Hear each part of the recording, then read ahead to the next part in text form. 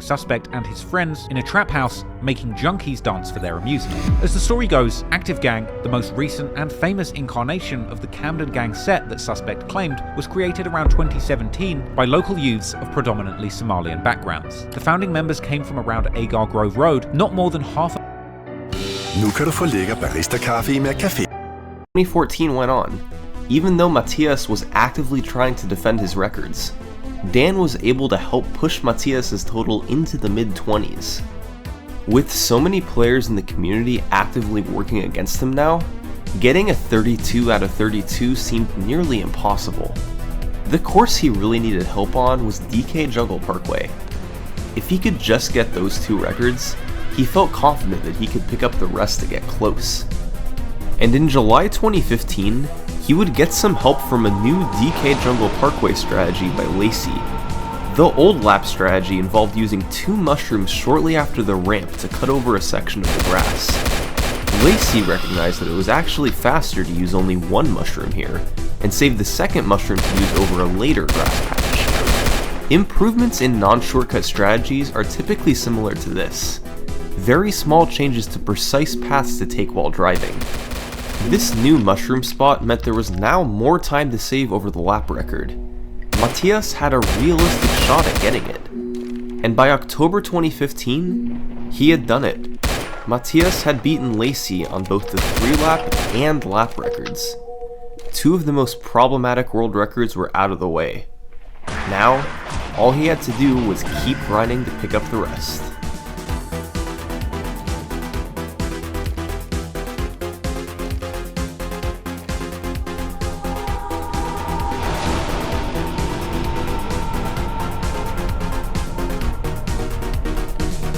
On November 20th, 2015, Matthias posted his 5th record from the past month, a 27.68 lap on Mario Raceway. That meant, for the first time in history, a player had reached 31 out of 32 possible records. The only record he was missing was Moo Moo Farm Lap, the 27.82 by TJL. It was the only record in the game he had never held before, and we've already gone over how much he struggled with it in the past. But now that he didn't have any other records to worry about, Matthias could focus all his efforts there. The A1A was on its last legs.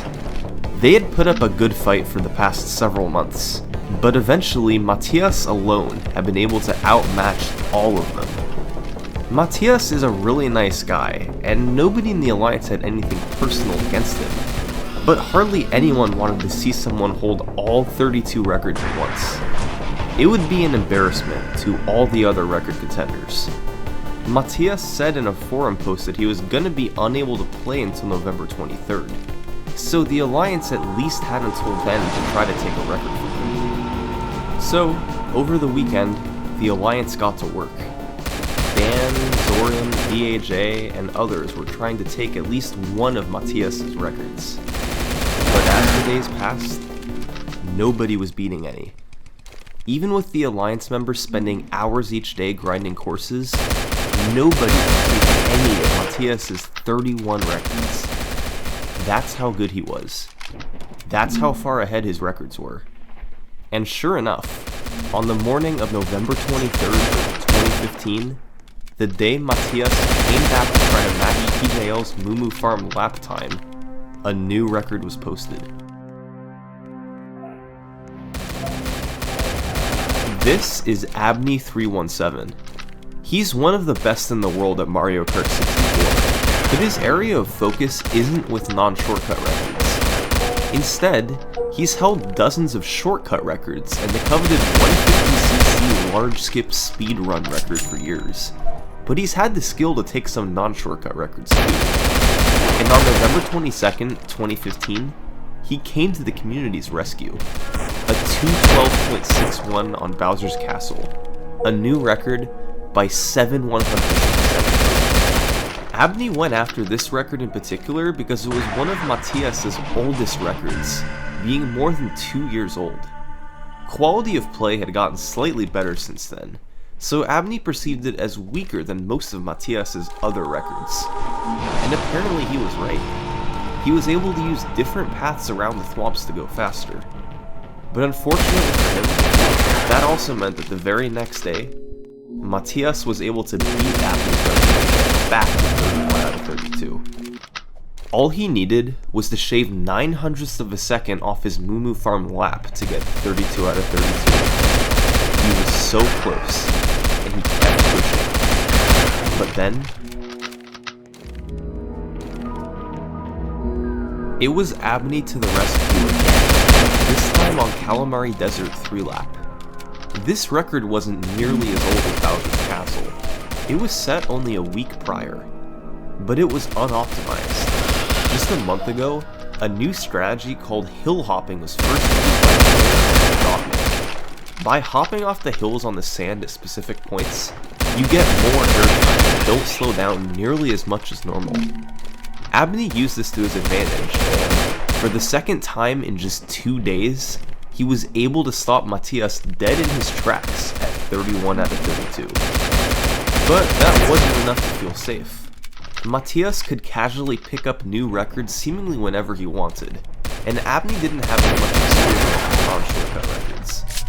So, just to be safe, Abney figured he should probably go on the attack. Abney was actually standing up to Matthias. He wasn't just looking to defend his own records. He was actively looking to take records he didn't have. And it was working. During one crazy stretch in January 2016, he set 4 new records in 5 days. It put Matthias down to 27 out of 32, his lowest total in months. Abney had once again proven that Matthias was beatable. But as always, Matthias came back to racing later that month, 4 records down from where he was just weeks prior. But rather than be intimidated by what Abney had just done, he saw 4 records that were well within his abilities to beat. 2 of them were on long courses with room for optimization, Wario Stadium and Rainbow Road. Because of Matthias' ability to take just slightly better lines and optimize his driving, he knew that there was room for improvement over Abney's record. And he was right, picking them both up in a matter of weeks. The other 2, Calamari Desert and Bowser's Castle, each had new strategies that Matthias hadn't implemented yet. The hill hopping on Calamari Desert, and different thwomp paths on Bowser's Castle.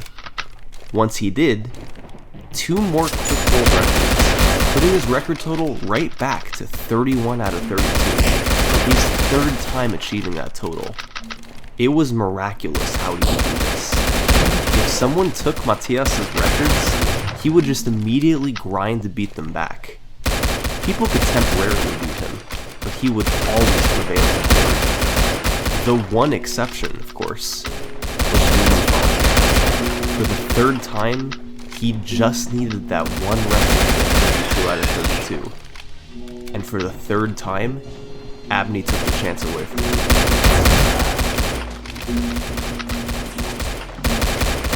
It was Calamari Desert this time, beating Matthias by 6/100ths of a second. Matthias only had the chance to grind Moo Farm for about 12 hours, because that's how long it took Abney to get the record. That made it 3 times that Matthias had made it to 31 out of 32, with just Moo Farm standing in the way, only to be stopped by Abney at the last minute. Just remarkable. Matthias typically plays less Mario Kart in the summer, so in the middle of 2016 he took a step back from the game. Who could blame him after coming so close that many times? So, for several months, he didn't make any progress in his quest for 32 out of 32. The summer came and went. By October, he came back. And when he did, this is what he saw.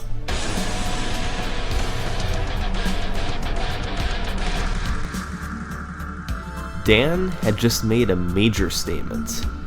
Matthias was down to just 24 out of 32 records, his lowest total in 3 years. This is what the community was capable of doing in just a few short months, if Matthias wasn't there to aggressively defend his records. In the past, Dan had focused his world record efforts on Frapp Snowland and Mario Raceway. But since he had the time, in mid-2016 he got a lot better at other courses too, and picked up records on courses like Wario Stadium and Yoshi Valley. Again, it was nothing revolutionary, just learning the right lines to take, how to take each turn, and other small driving mechanics. But regardless, the end result was there. Matthias was far away from perfection, and it seemed like maybe, just maybe, the community could take it easy and not have to worry about 32 out of 32. But then, in October, Matthias did this.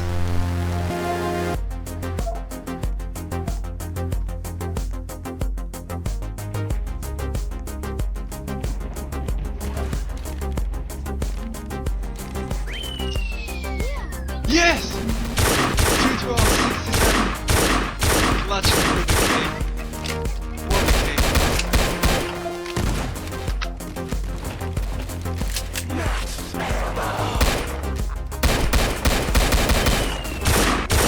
Yes! 23! Can you believe it?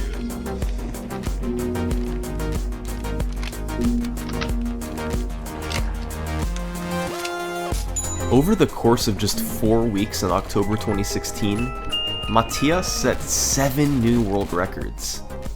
All of the months of work throughout 2016 done by Dan, Abney, and others were undone in a matter of weeks. World records on Wario Stadium, Mario Raceway, DK Jungle Parkway, Calamari Desert, Yoshi Valley, all by simply outdriving the other record holders. And that meant that for the 4th time, Matthias was at 31 out of 32 records. Once again, the one that was missing was Moo Moo Farm Lap. Let's take a closer look at that record. It was 27.82 by TJL, whereas Matthias's best time was 27.91. TJL's record was one of the oldest records still standing at this point, being set all the way back in March 2013, shortly after Matthias first became the non-shortcut champion. Moo Moo Farm is a very unique course, with slopes you have to go up and a fence you have to drive as closely to as possible. There's 3 very particular spots you have to use for mushrooms, hugging the inside fence and driving over the moles while you do. TJL had been able to completely master it back in 2013. But since Matthias had 31 other records to worry about, he just couldn't quite figure out how to do this. Well, until now. 87. I felt the PR, I felt it. It was a personal best by 0.04 of a second, meaning Matthias was now a 20th of a second away from 32 out of 32. His other 31 out of 32s only lasted for a day or two at most. But this one was different. 5 days later, by Halloween night, he was still alive at 31 out of 32. Abney wasn't there. Dan wasn't there. The Alliance had gone radio silent. The only thing there was Matthias grinding Moo Moo Farm, closer to the record than ever. And then, Lacey came to the rescue. On October 31st, 2016, Lacey got a 2:12.50 on DK Jungle Parkway 3-lap. This course, especially on the 3-lap side, really was Lacey's specialty. It was his 23rd world record time, and this one couldn't have come at a bigger time. The thing is, Matthias definitely was the better driver of the two of them. Lacey just knew this course inside and out, and he was still a really good driver. He knew exactly where to go on the ramp, exactly how to take the slopes through the jungle, exactly how to mash on the cave at the end. This one course took up a ton of his Mario Kart 64 playing time, whereas it was only a small fraction for Matthias.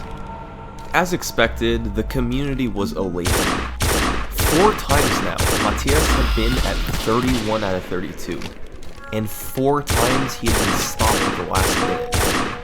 And you might be noticing a pattern at this point. Matthias would get really close to 32 out of 32, then someone would stop him at the nick of time. Matthias would stop playing for a while, and then the community would grind together and take his total down lower. Well, that would happen again now in 2017, but this time, the community took it a step further. By November 2017, Matthias was at 21 out of 32 records, his lowest total in 4 years. There were 2 reasons his total got this low. The first was the usual period of inactivity from Matthias. He didn't completely stop playing, but he wasn't aggressively defending his non-shortcut records. And second, Dan took his gameplay to the next level. At one point in July 2017, he had 11 world records. The first time someone other than Matthias had that many records in years.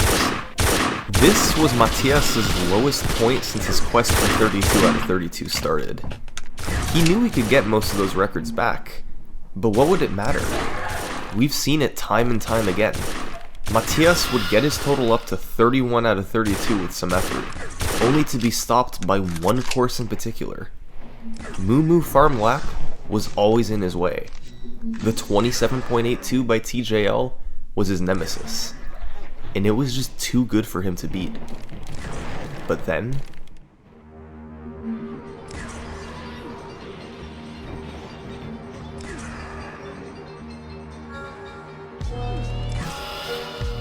he did it. On November 27th, 2017, Matthias tied TJL's legendary 27.82. The key to getting it was playing the course a ton. It came at the end of a several-week-long grind, where he had dozens of laps in the 2780s. During that time, he mastered everything there was to know about Moo Moo Farm, and ultimately it all came together on one magical run. His shrooms were clean, his mini-turbos were perfectly timed on the slopes, his driving was tight. In March 2013, TJL set a magical run with his 27.82. It took Matthias 4.5 years, but finally he had replicated it. And it changed everything.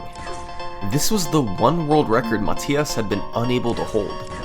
The one record preventing him from getting 32 out of 32 for the past 2 years. Now, he had it out of the way.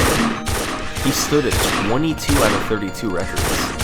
He had gotten each of the remaining 10 records before, and he knew he could get them again. It was time, once and for all, to get 32 out of 32.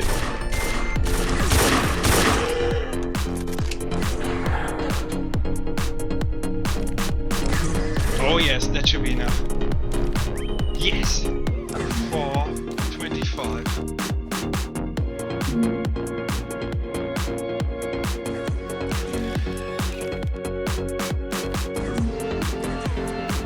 Yes! Let's go. 60. Sure enough, 3 months later, despite some resistance from Dan, Matthias was back to 31 out of 32. The last record he needed was DK Jungle Parkway 3 lap. Of course, he had struggled with the times, but still a record he had held on 4 separate occasions in the past. His best time was 2:12.58. The record was 2:12.35 by Lacey. He was behind, but this record was certainly within reach. Time to finish the job.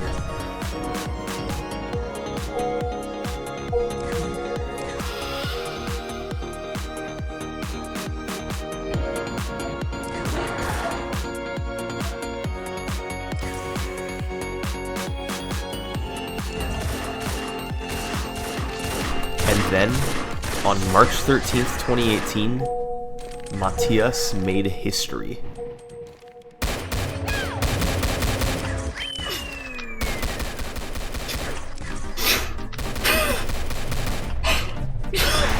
He was beaten by Abney on Calamari Desert at the last minute, for the 3rd time. This was starting to get absurd. It was the 4th time Abney had prevented 32 out of 32, the 3rd time on Calamari Desert. And of course, Matthias congratulated Abney on the Mario Kart 64 forums, only to beat him the very next day, right back to 31 out of 32, without a chance for the Alliance to gain any ground. So, Matthias was back to playing DK Jungle Parkway, 0.19 behind the record. And once again, he got results right away, getting a personal best that pushed him to just 0.15 behind Lacey's record. This strategy from the Alliance clearly wasn't working. Even if someone beat one of Matthias's 31 records, he could usually get it back within a day or so. That wasn't a good long-term solution. Dan recognized this problem, so he started doing a strategy that few others dared to. He grinded DK Jungle Parkway 3-lap alongside Matthias.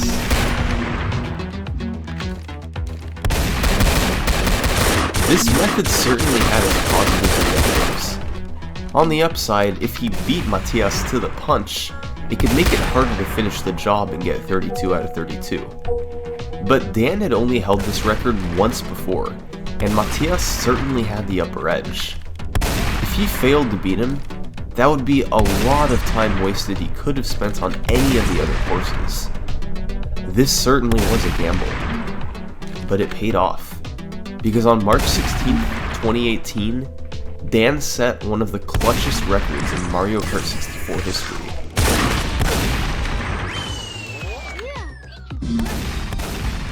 This beat the record by almost 0.2 of a second. It put Matthias back to 0.34 behind the world record. But its true dividends would be paid the next day, when Matthias got this time. It missed being the world record by 24 hours. Had he gotten it the prior day, it would have been 32 out of 32. But thanks to Dan's brand new record, he was just barely behind, by a matter of 0.08. Still, they were clearly playing with fire. Matthias was less than 1/10 of a second from 32 out of 32, and had proven he was capable of taking time off his DK Jungle Parkway time fairly easily. This wasn't Lulu Farm. Any day, he could take this record, and he was constantly trying. The community watched in anticipation, waiting to see when they would have to crown Matthias as the ultimate champion. But on March 23rd, they breathed a collective sigh of relief.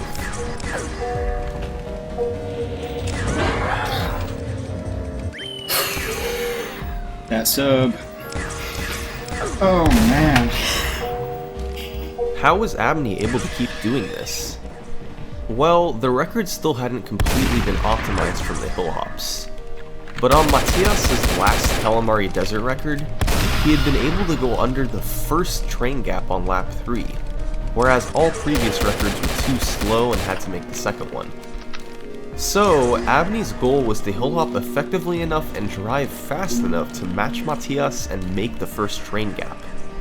He was able to do it, and thanks to just slightly better driving overall, he shaved enough time off to beat Matthias, and once again send him back to 30 out of 32.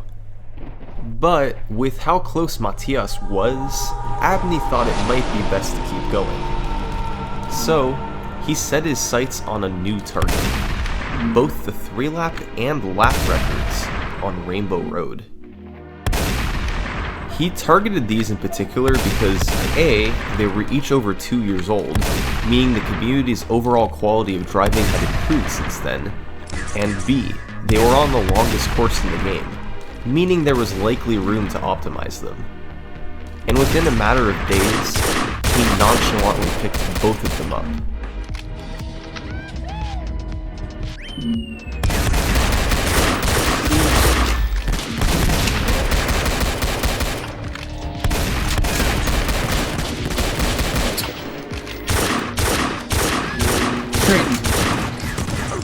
So, that put Matthias back at 28 out of 32 records.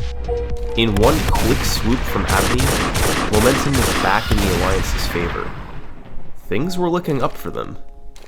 So, Matthias got back to work, and this is what he did over the next week. Come on. Yes! That's it. 71 on the last lap. Yes!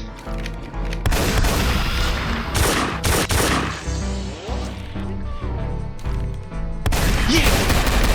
Yes! He was back. This was now the 7th time Matthias had 31 out of 32 records.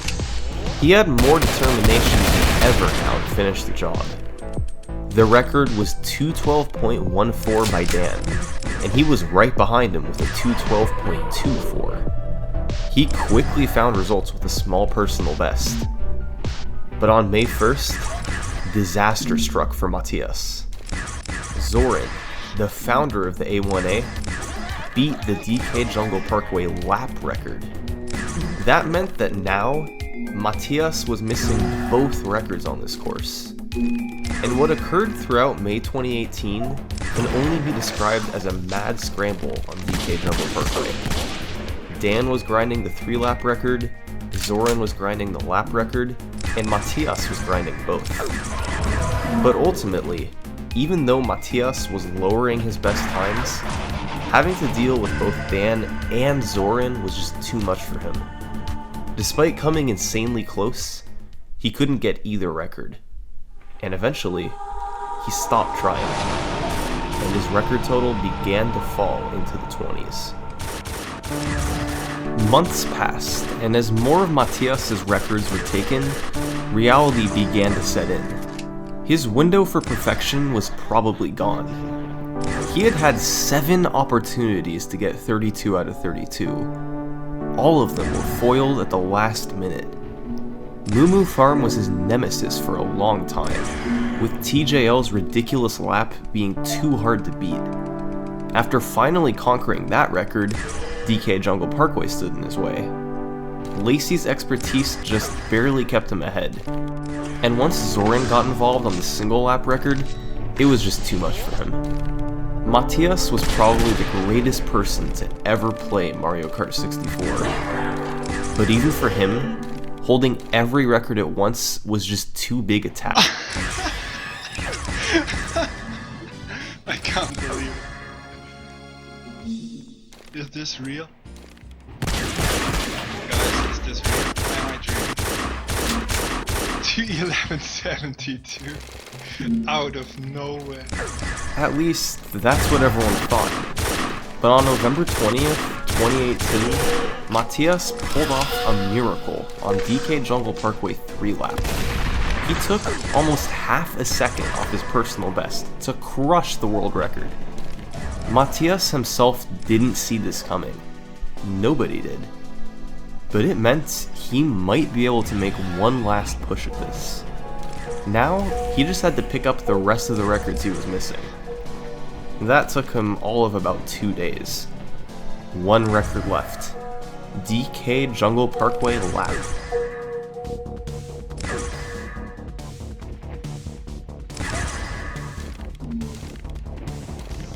The record was 42.07 by Zoran. Prior to Zoran taking it in May 2018, Matthias had held the record for the past 2.5 years, so he certainly knew what he was doing. But to beat the time that Zoran had put up was going to be asking for a lot. There were 2 big tricks he had to focus on. First, the ramp jump. There's a very specific place you want to land, just to the left of this tree. Lining yourself up when you go off the ramp is super tough, but Zoran's record did so perfectly. And second, the cave jumps at the end. We saw before how important these were, but lap runs add a mushroom in here to take them even faster. There's a very specific way you need to hop up to the top. As far to the left as you can be, but too far left is too steep and you'll tumble. All of that was a tall order, but luckily Matthias was the best the world had. This one was within reach. His thousands of time trial attempts, his 7 other times at 31 out of 32, they all came down to this. It was time to finish off his dream. 32 out of 32 world records.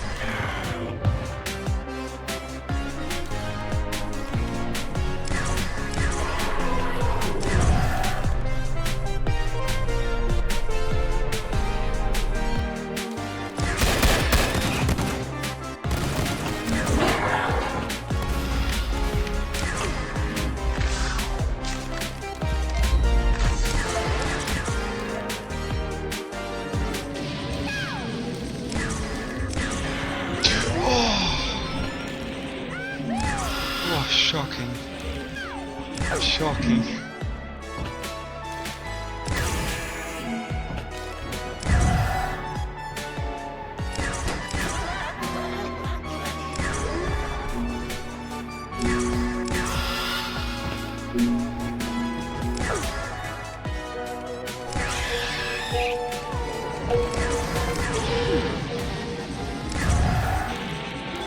Oh no!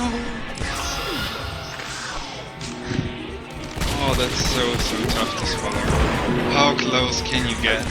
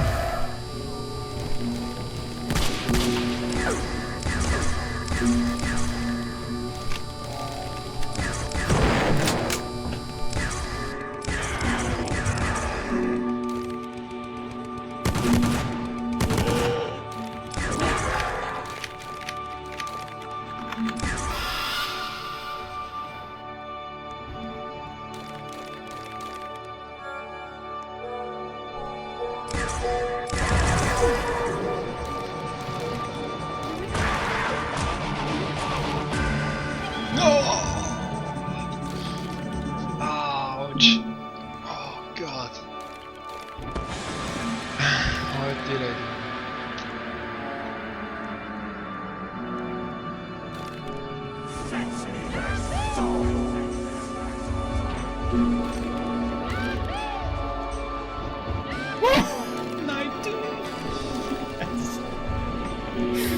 Oh my god, dude. A dream-crushing record from Abney. How close had Matthias come? Well, he tumbled in the cave because he was just barely too far left. As in, half the width of a cart too far left.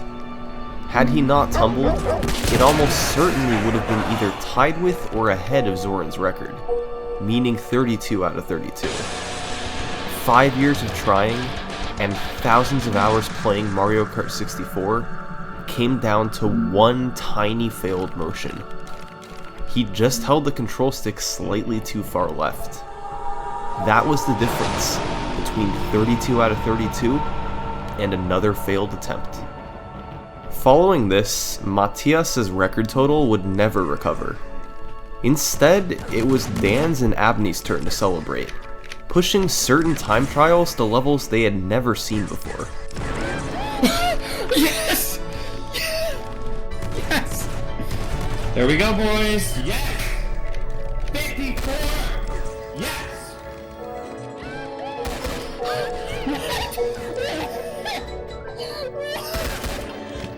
Yes! Oh my god! Oh my god! And that's where this story ends. At least for now.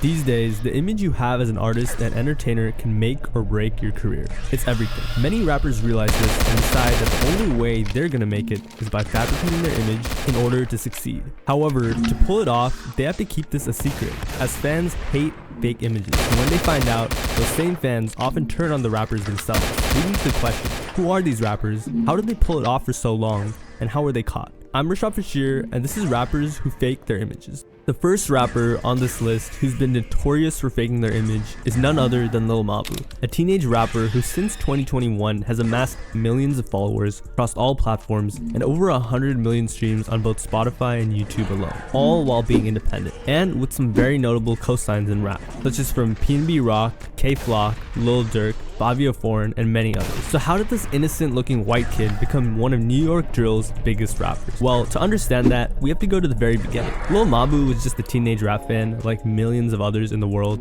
but today, Mabu regularly goes viral for looking and behaving like a drill rapper. But what if I told you this was all by design? What many don't know is that Mabu actually founded a marketing company at 15 and would help rappers blow up with social media. Mabu's company would successfully boost artists like R15 and 42 Dug's, expanding their audience by using a plethora of social media marketing, such as short-form video content and viral media. Sound familiar? And Mabu would be quite successful running his marketing agency. However, he wouldn't want to stay behind the scenes forever. So around this time, while Mabu was promoting these larger artists, Mabu was also experimenting with his own music. He'd casually upload songs to SoundCloud, however, this didn't work out, as his music wasn't great and he just didn't have the image for it that was required to blow up in the rap scene. So after multiple failed attempts to try and make it by being himself, Mabu decided he would come out and try something different. This was in 2021, the year after 2020, where the hard-hitting style of production and flows of drill rap had conquered New York. So Mabu decided that he would try his hand at it, and to his surprise, his first drill song, Move It, caught a decent amount of attention, getting 100,000 views, which is more than pretty good.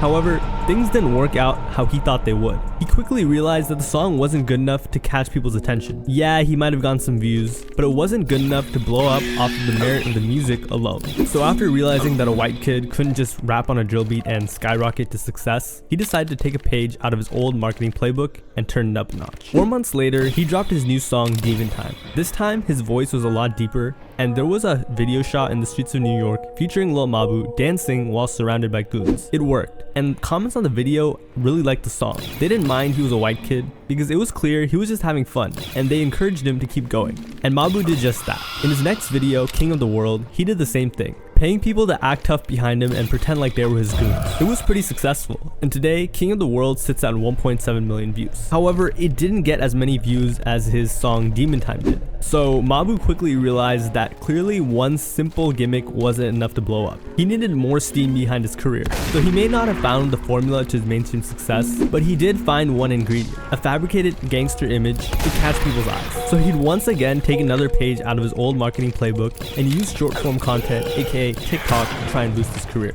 He realized he couldn't compete with the actual rappers who were living that life, so Mabu, like many white rappers, used the skin color to his advantage, but not how you think a white rapper would.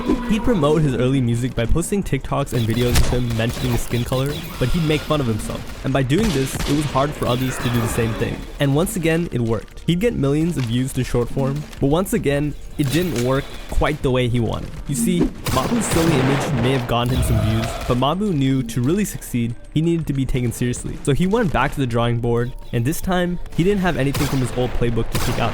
He was out of pages. So what did he come up with? Mabu decided that if he couldn't actually be a gangster, he would hang out with and make as many songs as he could with real gangsters to boost his credibility and get him more exposure. And that's exactly what he did. The first rapper Mabu enlisted to help bolster his gangster image was none other than the barbershop demon K-Flock, who's currently sitting in Rikers, facing life in prison. So clearly he's not an innocent dude. Mabu would pay K-Flock to hang out in the studio with them, as he was already respected and established in the New York drill scene. As you can see, Mabu's trying his best to play the part of a drill demon, and most drill fans' reaction at the time was, who is this white kid? Fast forward a couple weeks, and K-Flock was arrested on some pretty serious charges, and this is where most fans believe that Mabu crossed the line. You see, even after involving himself with the drill rapper, Mabu felt like his antics weren't enough to get the amount of attention he deserved. So he decided to take things a step further by directly involving himself in New York drill rap street beef, a very dangerous game. These drill rap videos are causing young people to lose their lives. How did he do it? Flock had an enemy, or what some people call an op, D-Thang, and a week after K-Flock's arrest, Mabu decided to betray K-Flock and previewed a song with his op, D-Thang. This move was met with a ton of backlash. As ironic as it sounds, values are very important to deadly gang members, so Mabu tried to play it off, telling D-Thang he ruined the song. Then, D-Thang got arrested on RICO charges too, and pretty soon everyone forgot about it. But regardless of everyone's opinion on Mabu, he had found a way to grab people's attention for real this time. Now he just needed it to work. So Mabu decided to try again, this time with Shy K, another one of K-Flock's ops, and a respected drill rapper from New York. Except rather than turning it down, Mabu decided to go as hard as he possibly could, and he would release a song with Shy K called Everyone K. Except it wasn't your average paid feature. Mabu had intentionally put himself in the middle of a serious beef. The song was a diss toward one of Shy K's enemies or ops, Use G's, and despite not being gangster at all, Mabu was even talking trash to Use in the song, saying things like, "You just broke in the hood, so you better get comfy," since he knew he could hide behind a wall of gangsters who he was using for his image. And from then on, Mabu using street rappers for credibility would become a common theme in his music. He realized that all he needed was others to back him and he would be good. Right after dropping the diss on Use G's, Mabu dropped his debut album, and the promotion worked. It was filled with features from established drill rappers who, funnily enough, all had beef with each other, but I guess none of them were willing to turn down Mabu's money. By then, Mabu had secured features from almost every popular and up-and-coming drill rapper in New York, and he was starting to become a household name in the drill scene. 2 weeks later, he dropped his next video featuring Dusty Locane, another respected New York rapper, with the song No Snitching. And this time, Mabu received the virality he was looking for when he first started. No Snitching went viral on all platforms. Firstly, the song was pretty good, but it was mainly because Mabu was really starting to act the part of a drill rapper. In the music, he was holding a blade with a laser, and the lyric, "I can never snitch, that's on my kids," which he'd obviously do, but it didn't matter, went viral. Mabu's goal was to get people talking and sharing his videos, and this is exactly what people were doing. His plan was working. But Mabu was smart. He understood that historically in rap, especially in recent times, gimmick rappers were able to see copious amounts of success, but after using the same trick multiple times, the public would get tired of them and they'd fall off, because no one wants to see a one-trick pony more than a couple of times. And Mabu understood this. He didn't want to become a one-trick pony and fall off, so he decided to alter his formula and still pay for features, but use a different style. The next rapper Mabu decided to enlist for a feature was none other than Didi Osama, the problematic teenage New York drill rapper. With both rappers around the same age and having similar fan bases, they were bound to make some noise together. They dropped the song Throw with a video that caught everyone's attention, except this time, for half of the song, Mabu was singing melodically, not rapping like an aggressive drill rapper. However, to cancel this out, he decided to make the music video about getting run up on at a corner store. This turned out to be a genius marketing move. The song went super viral, and today it sits at close to 50 million plays on Spotify. It did so well that it actually got the attention of Lil Durk, and he allowed them to open up in front of 10,000 people. So the Mabu experiment was working more than ever. He couldn't stop going viral, and things were looking good. But that was still what's considered his come up. 2023 was even crazier for Lil Mabu, and more importantly, his image. Right from the jump, in 2023, Mabu went viral once again. This time, it turned out to be the most well-received work by him in a long time. He started off the year strong,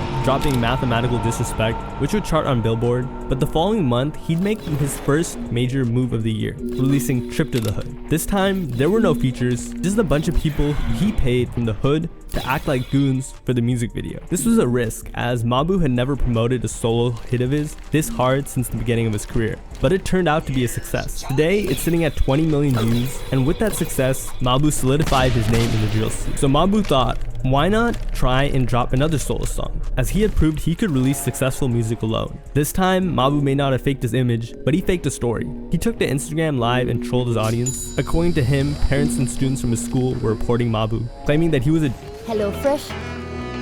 Hjemmelavet mad i 3 enkle trin. Trin 1. Vælg. Fra en menu fyldt med friske, balancerede måltider, har både grønne og kaloriesmarte måltider, som alle kan lide. Trin 2.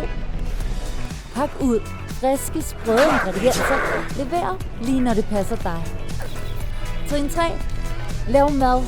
Lav lækre, balancerede retter på rekordtid. Det bliver ikke lettere med formålte ingredienser og simple opskrifter. Voila!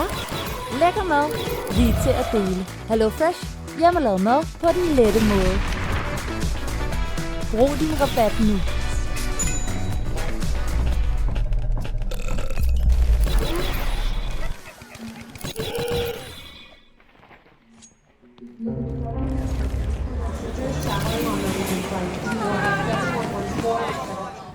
danger to the school, and a distraction to the students. Mabu decided to feed into this and used Instagram Live as a promotion. So with the hype at an all-time high, he dropped his new song, Rich Scholar, that dropped the next day. It was massively successful. It hit 20 million views, went viral, the usual, and it looked like everything Mabu had wanted had come to fruition. Money, fame, girls, you name it. You'd expect him to be ecstatic and rejoice, right? However, after this video, Mabu took a break from releasing music and posting himself for a while. Why? Well, it was because just as he received all the success, a media platform, the New York Post, published a hit piece on Mabu. All the fake image stuff eventually caught up to him, and what they found was quite shocking. Everyone knew Lil Mabu wasn't really about that life, but after the article was published, fans of New York drill were shocked. It turned out that Matthew DeLuca, Lil Mabu's real name, wasn't a thug from the streets, if that wasn't obvious. He was the complete opposite. Growing up, he had it good. He attended a Manhattan private school that cost about $56,000 a year, and he was actually a model student. Furthermore, he grew up wealthy, growing up at his parents' 5-bed, 5-bath, 3,000 square foot condo on the Upper East Side. During school breaks or weekends, he often visited the Hamptons, where his family owns a 6,000 square foot mansion in Water Mill, and the two properties are worth upwards of $12 million. After hearing this, fans were appalled. Some were outraged, some were really surprised, but for the most part, everyone was just really shocked. But the hit piece had more information on Mabu. They claimed that Mabu's father, who had served a character in many of Mabu's music videos and still does, was a major music executive for a record label, which would explain Mabu's quick money and rise in fame. Mabu had hinted that he wasn't being totally honest in his songs, like in Mathematical Disrespect, where he said, "At least I get paid because a lot of these rappers are capping for free," hinting that he was lying, but fans didn't think it was this bad. They just thought he was embellishing certain things. It turned out Mabu's family was loaded. So now it was on Mabu to respond to that expose and save his reputation. And after taking a long break from the public eye, he did exactly that. Months later, Mabu put out a video where he was being vulnerable and talking about his life situation. He explained that choices I've made to get to this point at a young age. And I was fresh out of high school with a song on Billboard, artists I look up to start becoming my friends, gaining notoriety. Cool. But at what cost?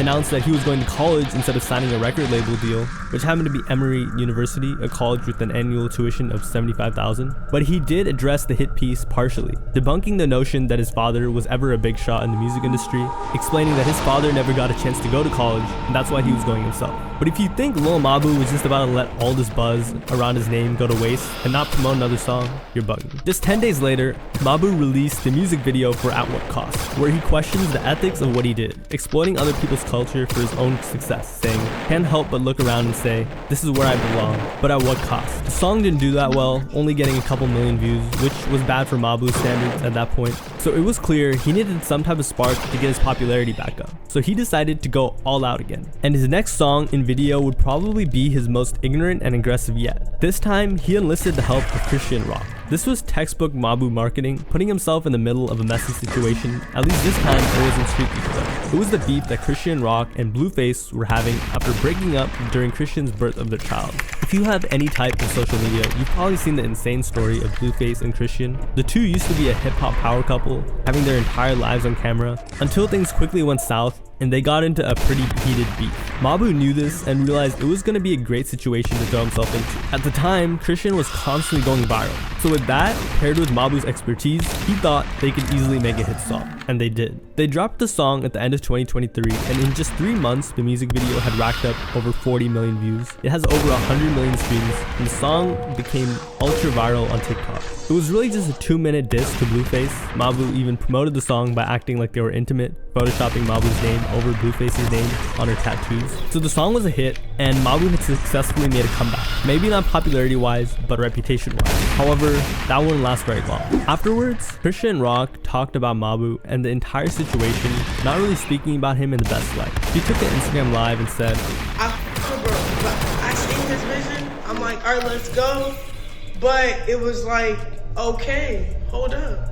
Furthermore, on the live stream, Christian explained that she was uncomfortable during the entire video shoot because Mabu was doing too much physically. She said that he'd implied that he wanted her to throw it back on him, but she'd be too uncomfortable since she didn't know him like that and he was a lot younger than her as well. So it was clear Mabu had just used Christian for virality and didn't care if it made her uncomfortable. But hey, at least his career was back on track. So after everything he'd been through, Mabu had successfully thrown himself back into the spotlight, but he still had to maintain his virality. And as viral artists' careers progress, it becomes harder and harder to create those viral moments. So Mabu would be up for a challenge. However, his next video would be his biggest debut to date. Mabu would invite Fabio Foreign to his dorm room, and together they make a song called Teach Me How to Drill. The song was crazy. Fabio even says the N-word for Mabu, and to say it went viral would be an understatement. The moment it released, it went crazy, going #1 trending on YouTube Music and getting 10 million views in 10 days. Furthermore, it began to go viral on TikTok as well, and the song is still blowing up to this day. So that brings us to today, where Mabu is the definition of a culture vulture, whether you think that's a bad thing or not. The culture he chose to insert himself into was drill rap, when he had nothing to do with the lifestyle beforehand. To me, drill music comes from pain, crime, death, and trauma, an art form that came from struggle. Lil Mabu, or Matthew DeLuca, has nothing to do with that, and it doesn't seem like Mabu will ever stop. His consistent ability to go viral is what fuels his relevancy, and because of that, many rappers recognize his ability to grab virality out of thin air, and that's why you see so many street rappers are happy to work with them. You can say Mabu uses the rappers for views, but they're doing the same thing with him, so they have an odd symbiotic relationship. Lastly, Mabu is only 18 years old, so as rap fans, we're going to be seeing his face for a long time. The next rapper who faked their image is none other than the infamous 6ix9ine, and it goes incredibly deep, so sit back, grab some popcorn, and enjoy. A lot of people know the story of how 6ix9ine snitched and how he used gang members to prop up an image, but what they don't tell you is that his entire identity was stolen from the very beginning. 6ix9ine's image is obviously the most memorable thing about him. His crazy tattoos, his hair, his loud jewelry, and clothing. All of it plays a role in his overall character, but he didn't just randomly choose his wallet. What a lot of people don't know is that 6ix9ine's infamous image is from two individuals who would have their own successful rap careers later down the road, Zilla Kami and Sauce Mula, who now make up the hardcore rap group City. But at one point, both Zilla Kami and Sauce Mula were very close with 6ix9ine. They all met through family, and when they first linked up, Zilla Kami would actually ghostwrite 6ix9ine. Because 6ix9ine wasn't about that life, he needed Zilla Kami and Sauce Mula to portray the image that he knew would get him attention. Sauce Mula was a known blood, and 6ix9ine was just previously affiliated with Crip. Not actually, he was just faking it. So seeing that Sauce Mula had the image that 6ix9ine wanted, he was a gang member, he had the face tattoos first, and had the aggressive delivery in his raps that people loved, 6ix9ine wanted to emulate. Prior to that, 6ix9ine was rapping over boom bap. On top of that, he also dressed like a regular person. However, after meeting Sauce Mula, he decided to dye his hair and wear rainbow grills as well as use Sauce Mula's scream rap sound. So in other words, 6ix9ine's entire image and persona was crafted by stealing others' aesthetics early on. But because they were his quote-unquote friends, it was okay. So, 6ix9ine was making noise locally, and him and his trio's future was looking bright. However, it wouldn't last for long. The early clout came to a halt when he was arrested for messing around with someone who, wasn't 18. 6ix9ine was even seen in a photograph with her. He claimed he wasn't aware of the girl's age, but had to plead guilty so he wouldn't have to register as a sex offender. He spent a few months in Rikers Island jail and was eventually bailed out by Sauce Mula and Zilla. However, due to the seriousness of the allegations against 6ix9ine and the fact that he stole a lot of their belongings, he fell out with the people who wrote all of his music and practically crafted his image. So much so that after they fell out, those same friends trademarked the name Tekashi 6ix9ine, forcing 6ix9ine to change his name to 6ix9ine, what we all know him as today. Though 6ix9ine did get the trademark back 2 years later, it's crazy to think that his old crew literally legally owned and were responsible for his entire image. But luckily for 6ix9ine, he was able to get away with all this. Like I said, he changed his name and his old friends weren't interested in exposing him. So 6ix9ine would go on and become friends with Trippie Redd and have his first big hit, Holes 1469. However, Trippie didn't know this at the time, but the only reason they were messing with each other was because 6ix9ine was faking that he was blood, something that he had stolen from his old friends. Eventually, Trippie realized 6ix9ine was weird and not a real blood, and they fell out as well. But 6ix9ine was still relatively unknown. Sure, he had made some moves, gotten some attention and views with Trippie, but he wasn't really pulling in numbers like that.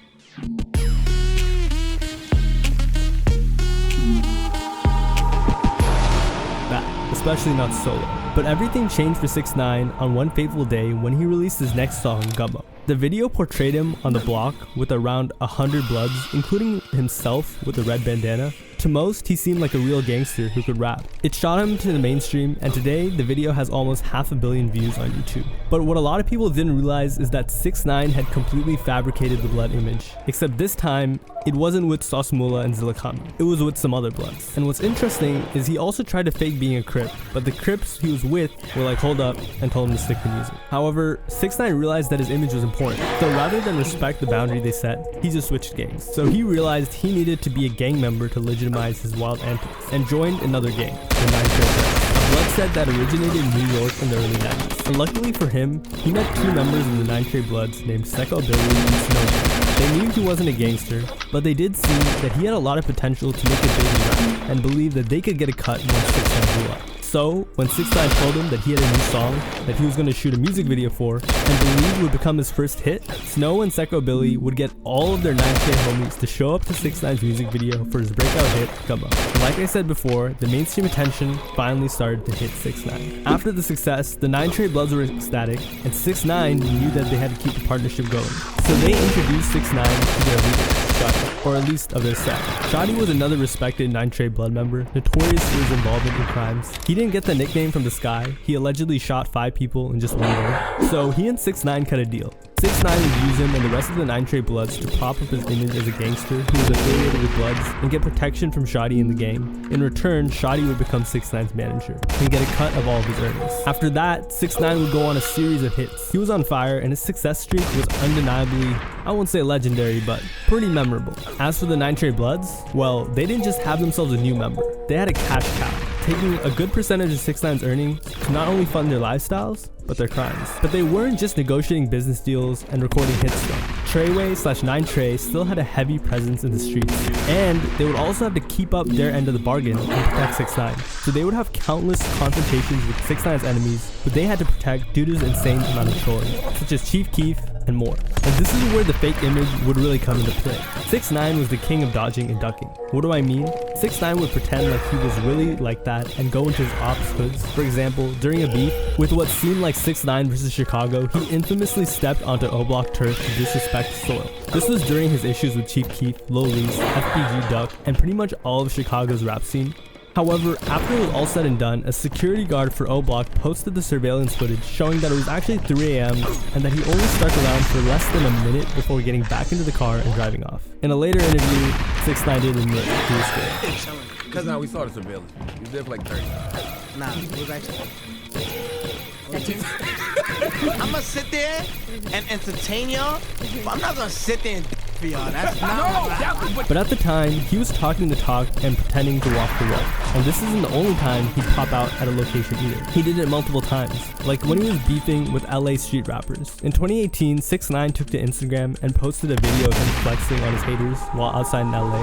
However, he wasn't in LA at all. It was debunked by the media that he was in Houston, Texas, completely lying about being outside in LA. So he was just faking that he was about it and ready to slide, when in reality, he was just a scared little civilian. But since he still had the backing of the 9 Trey Bloods, no one could say anything as they were real gangsters. And as long as 6ix9ine and them were cool, he was cool. But as we all know, that couldn't and wouldn't last forever. The 9 Trey Bloods have been functioning since the 90s, but 6ix9ine helped put them in a new spotlight, with the feds watching very closely. The 9 Trey Bloods were menacing gangsters and didn't have the cleanest crime. They'd be caught on camera multiple times, just outright committing crimes in broad daylight. So when the feds had enough evidence, on November 18th, 2018, 5 9 Trey Bloods, including 6ix9ine, were arrested and indicted on charges related to racketeering, weapons possession, and conspiracy to commit murder. This included Shotty and multiple people that held 6ix9ine down. It turned out the feds had been collecting evidence for quite some time, and 6ix9ine had expedited the process quite a bit.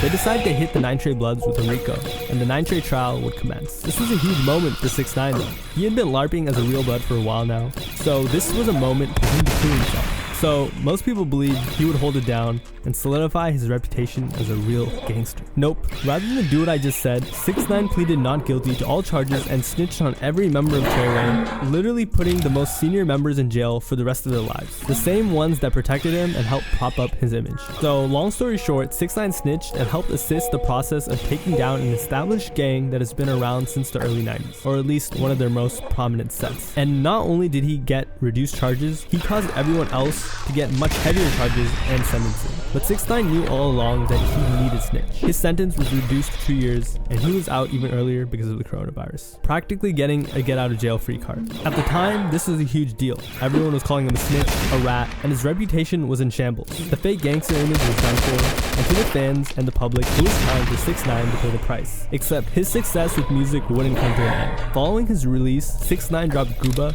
and it shook the world. The song hit #1 on Billboard, and the music video is now sitting at close to 900 million views.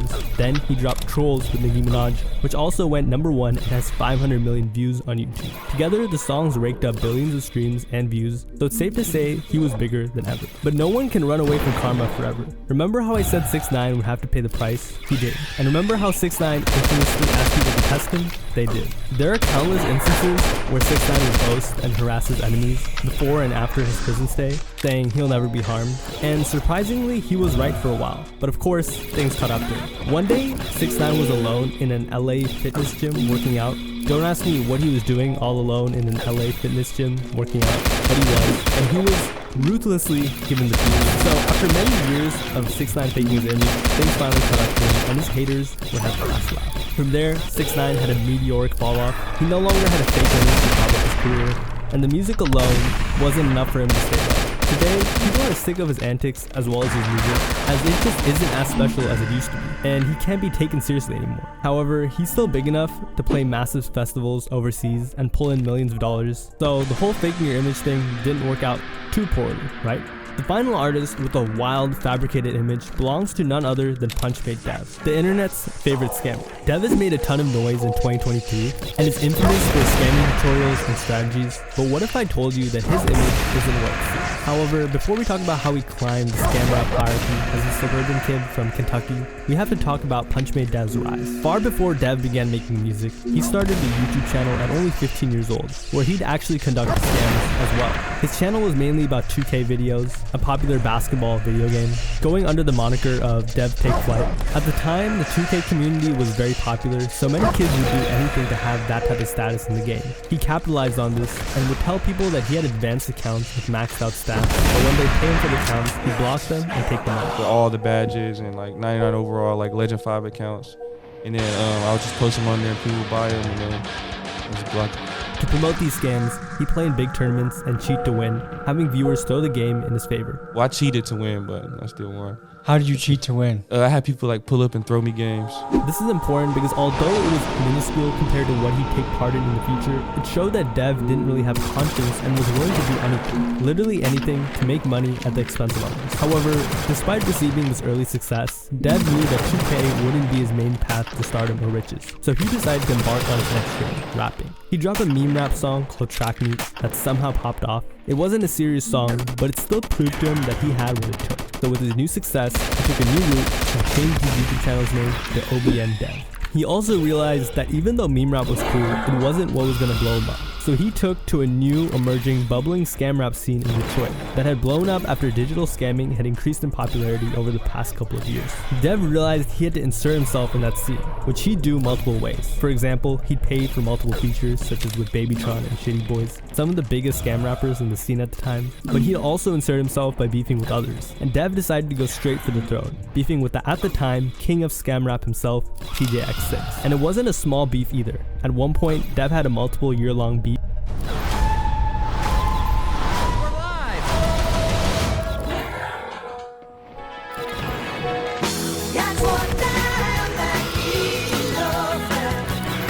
With TJX6, the biggest scam rap name out of Detroit. They'd go back and forth on Instagram Live. Dev even made a diss track towards TJ titled Scam Jesus 2. The two scammers even ran into each other in a mall and Dev tried to press him. But TJ was with his kids, so he took the high road. So what's the issue, right? Dev seems to check off the boxes. He was a bad person, had no morals, he scams people, and he raps. What's the issue?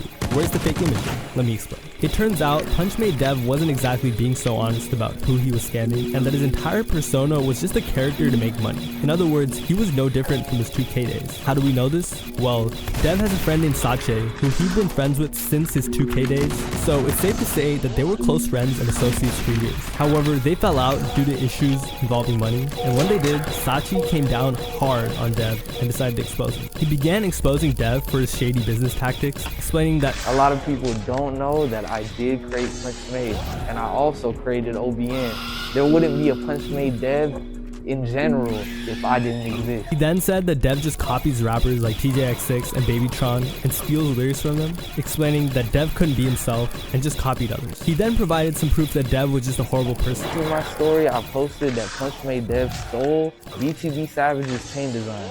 You could go ahead and put that on the screen as well. He ended it off explaining that Punchmade Dev, when I met him, he was a simple suburban white boy. He was just listening to Justin Bieber. This man, all of a sudden, when he grew up, bruh, he's all acting hard body and he's just cheating on his girl. Dev just scams his fans and has no sympathy for any of his victims, but we already knew that. But wait, there's more. After Dev's old friend Sacha exposed him, his other fellow scammer, Wappa, I know, really cool names, guys, also decided to expose him. Dev keeps his past life pretty hidden, so Wappa would think it was pretty funny to post childhood photos of Dev, and out of respect for his privacy, I won't show them here. And this was a pretty big hit for Dev, as it was clear he was not a street guy, just a good boy. So Wappa was already clearly showing he was a great troll, but he took things a step further and decided to hunt for Dev. He announced that he wanted